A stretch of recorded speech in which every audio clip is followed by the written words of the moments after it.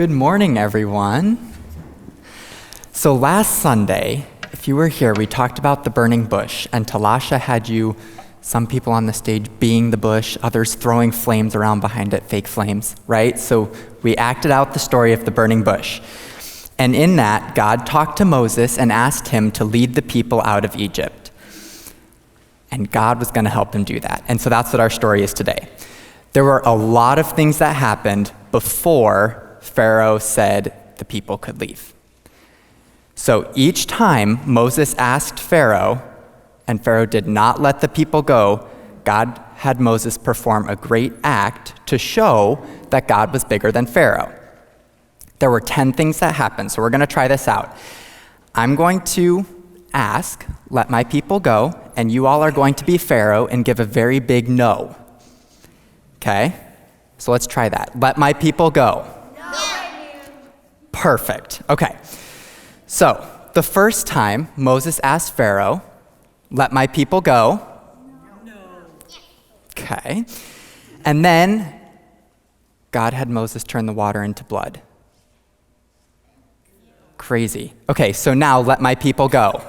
No. Okay. Then God covered everything with frogs. Could you imagine frogs being everywhere? Everywhere you went, there were frogs. Frogs all over your house, on your dining room table, in your food, on your plates. Everywhere there were frogs. This was a lot. And so Pharaoh said, Moses, if you take away the frogs, your people can go. But when something really annoying disappears, it's kind of easy to change your mind. So, let my people go. No! Okay, the next day everything was covered in gnats. So let my people go. Then everywhere except the land that the Israelites lived in was covered in flies. Let my people go, Ava. Yeah. Then a sickness came over the animals, and a lot of them died. Let my people go. No. Yeah. Then people got painful bumps all over their skin. Zeph, let my people go. No. Okay, this is not going very well. Then hail fell and destroyed all of the crops. Let my people go. No. Then locusts filled everything. Houses again. Everything was covered. Let my people go. No. And then everything was dark for 3 days. But none of that changed Pharaoh's mind. Can you imagine living in this land, and today you go out and there's frogs everywhere, and tomorrow you go out and everything's covered in flies, and then hail, and then everything is dark? I think I would have some things to say to Pharaoh because I think I'd be a little concerned. But Pharaoh still said no. Then Moses warned Pharaoh that the firstborn children and animals would die, but Pharaoh still said no. The Israelites had a special supper and marked their doors to keep them safe. But that night, Pharaoh's son died too, and he was so upset that he told all of the Israelites just to leave. And he let them go and said, take your things and just leave. Now, there are some things that I really like about this story.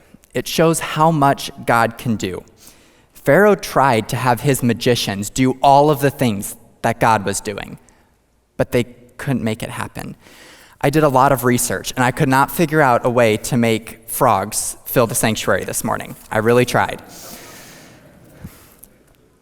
But there are also some things in this story that I don't really understand. There are a lot of animals and people that die before Pharaoh is willing to let the Israelites go.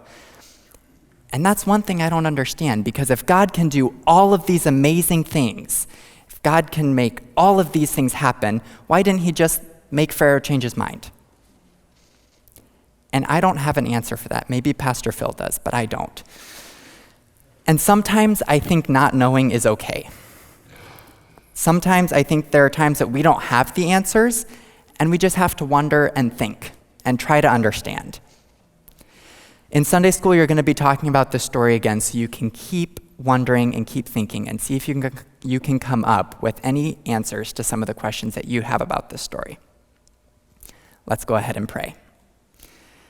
God, thank you for the day that you have created. Thank you for each person here in this church family. You are a powerful God and can do so much. We may not always understand, but we know your love for us. Help us to show the love you have for us to everyone we meet and spend time with this week. Amen. You can go back to your grown-ups.